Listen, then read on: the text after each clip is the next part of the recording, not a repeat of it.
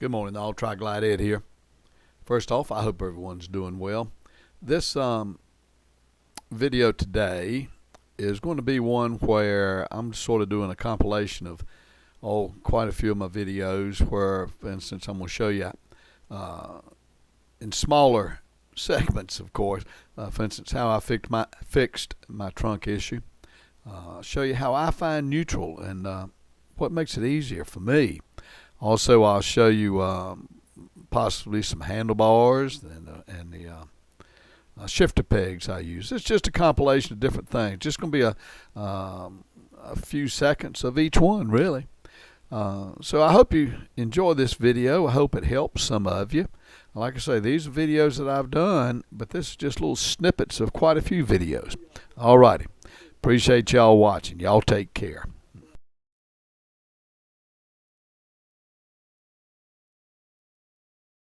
Right here is a 1/2-inch lock nut.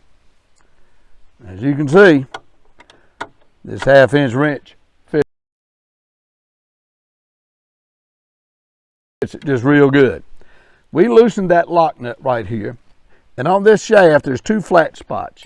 You can take a pair of channel locks, crescent wrench, ever what you got, and adjust this. So we loosened the lock nut. Turn this out maybe 1/8 of a turn, maybe 1/4. Tighten the lock nut back up, push it up in here. And this little, as a matter of fact, I'm going to zoom in and I'm going to show you this right here.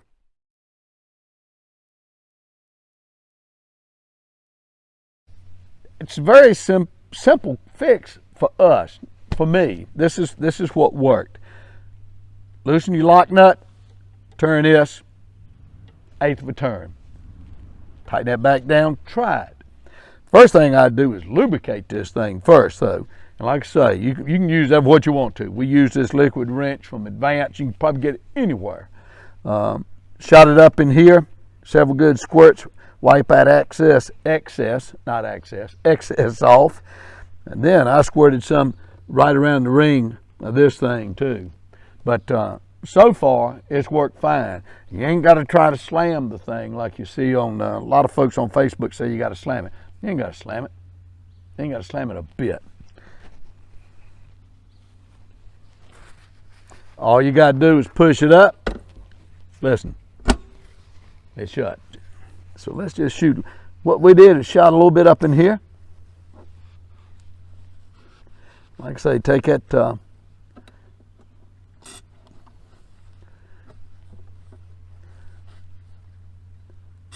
that microfiber cloth.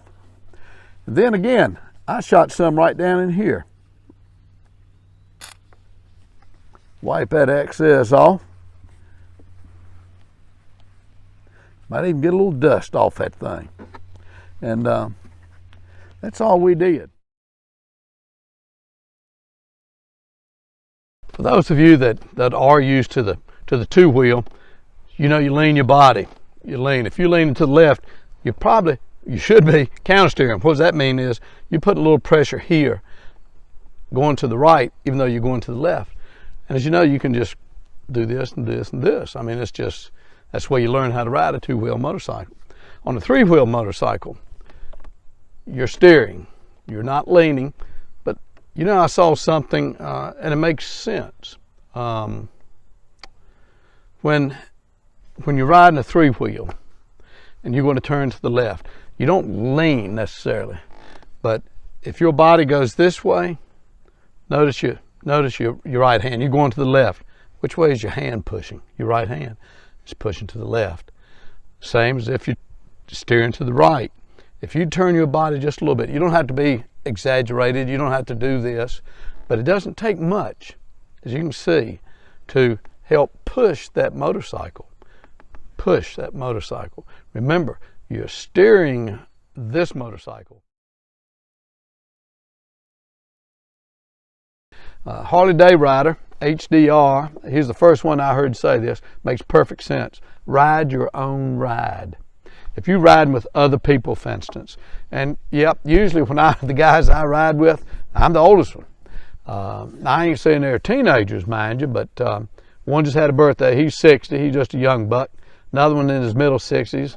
But as you can see, it's a whole lot different being 50 to 60 or 60 to 70. Trust me. But they've been riding. Two of them been riding for years. I mean years, and they're very good motorcycle riders. One of them's got a CVO, and the other one rides a Honda. I forget. It's new to him, but it's a nice bike, and they're very good riders. But when we ride, or when I ride with them, I can't ride at their pace or ride to their skill level. I have to ride my own ride. So that's why I encourage you. If you're out, especially if you're semi-new or fairly new, and you got some friends that said, "Hello, John Smith, let's go ride." "Oh yeah, let's go." And they've been riding for a while, and you fairly new, you ride your own ride.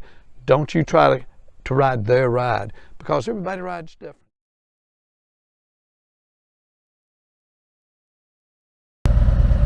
Hello all, Tri-Glide Ed here. This is the video I'm going to show Brother Rick what I do. I started the old Tri-Glide up, so give a little ambiance. If I'm riding down the road and I want to know what the outside temperature is, this is what I do, Rick. Now I ride with this screen right here all the time. Even if I come over, and very seldom do I listen to my music, but if I do, I can always go back to this screen and the music keep playing. But this is where I usually ride, that screen just like that. So if I want to know what my outside temperature is, I'll come over here, and this button right here, you're going to push that button in and you're going to hold it. And you got to be careful not to jiggle it around, because if you do, it'll go all over the place. But I'll push this straight in and hold it, which I'm going to do now, and then I'm going to come over to the screen. You're going to see the change. So I'm going to press it now. There's the screen. Now it changes. Then you take that same button, you push it to the right. Right here is my outside temperature. Now, if I want to get back to that home screen where I was just at, I take this same button, I push it once, and I'm right back in. Being as this is a touch screen, I'm going to try something. Or, yeah, there you go.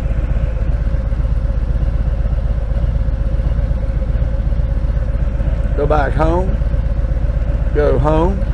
Also, I just learned something myself.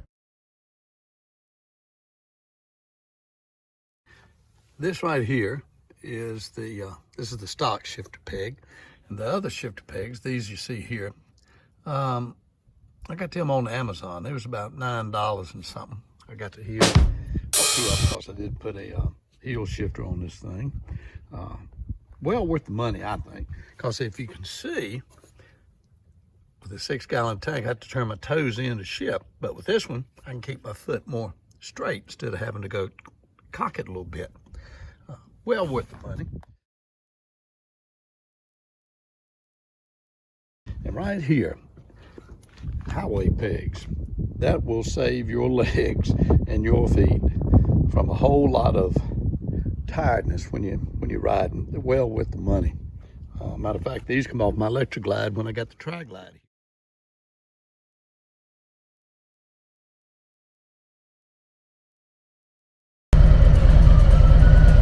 So I hope it's a simple thing to do. Like I said, you got to have it neutral. There, it's in neutral. You got to make sure that P is off right here. That's your parking brake. Then you hit your R right here, and you hold it for a second or two. 1, 1,000, 2, 2,000. There it is. Now, all you got to do is hit this again and hold it. Don't jog it. Don't do that. Just hold it down and go backwards.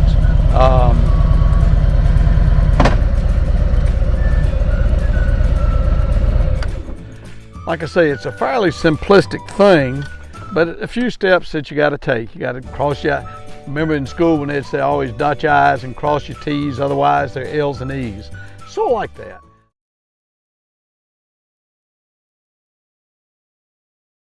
Look, I hear people say a lot of times they have a hard time finding neutral on these things. I agree with you. Sometimes when I use my toe, which I was always used to using, I'd have a heck of a time finding neutral. So, let me fire this thing up here. What I do, instead of using my toe, I use this part of my foot. Now, when I come to a stoplight or something, I know I'm going to be sitting there a few minutes, I usually always put this thing in neutral. My old hand gets tired of holding this hydraulic clutch in all the time. But I use this part, the big part, and I can find neutral that easy.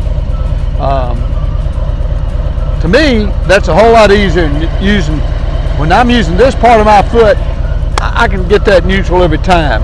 If I'm trying to use my toe, I can't find it to save the day. So that's another little tip that might help somebody. Instead of using your toe, get up there, use that, you can feel it. To me, you get a better feel. All right, what you was going to tell us about? Well, I was going to tell you about that. Yeah. Sometimes you can heat these starter motors up. Right. And they're designed, they have a breaker in here to help protect that motor from burning up. And if it does get too hot and shut off on you, you don't have no reverse, don't panic right off the bat. First thing you want to do is pop this cover off, if you can. Sometimes I can, sometimes I can't. Okay. But if you pop that cover off and you look in here, you see a little breaker right here. A little red thing? A little red breaker. Yeah. And if the motor gets too hot, like I say, that it's going to protect that motor. If it's pulling too many amps through it and it's done got hot, it's going to trip that breaker. It's going to pop out. Okay. So pop it back in. Yeah. You can feel it. It'll catch and say it's just like a push button. Mm-hmm. And once it does that, you're going to probably have your reverse again. Mm-hmm. I would be patient with it, let it cool on down. Sure. But I'd say 9 out of 10 times when it first quits on you, that's going to be your problem. Okay. And I would say too that if you do completely lose that reverse motor, mm-hmm. my suggestion would be to take that thing to a motor shop, starter shop. Right. Anybody that winds motors, mm-hmm. and will rewire and rewind that motor for you at probably 1/3 of the price that you can buy a new one for. Yeah, that's true. And probably better wiring. Probably better. I would ask them, can you beef it up just a little bit without hurting anything? Right. More likely they can add a little bigger wiring in it. Yeah. That'll make it last. That's a good tip right there. It can save you a lot of money. Oh yeah. Hey, we want to save some money. We want to save some money so we can buy some accessories. That's true. All right, y'all.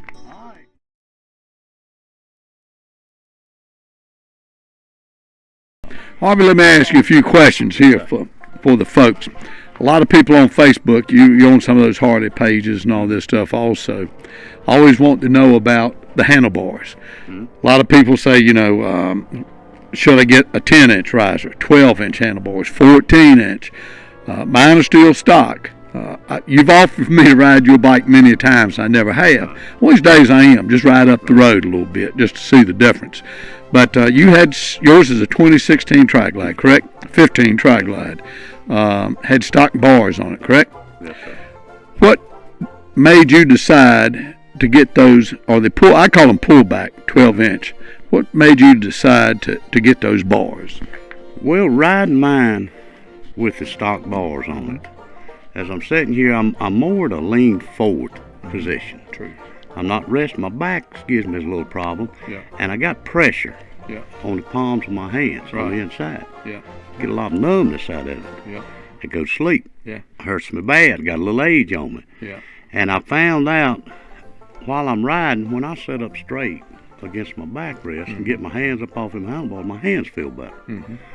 So I went with these because that puts me up here. Gets my hands up here. I'm sitting up straight against my backrest. Right.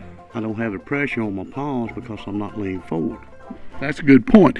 Let me ask you, when you put those bars on there, did you have to change any of your cables or anything like that? No, these bars are perfect for the cables that's stock on your machine. Okay. They're actually a 2-piece bar that the cables come inside. They're easier to feed in that way.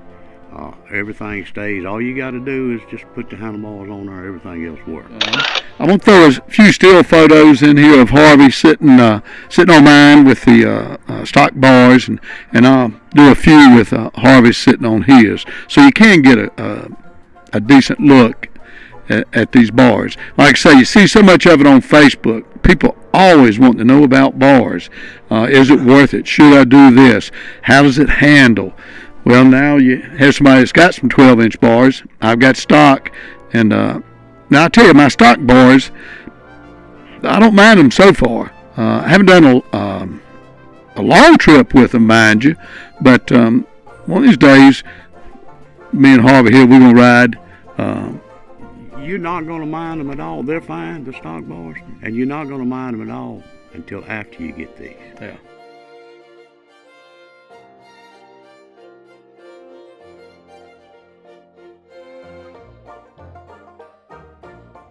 I want to thank y'all for watching this. I hope y'all enjoyed it as much as I had fun making it.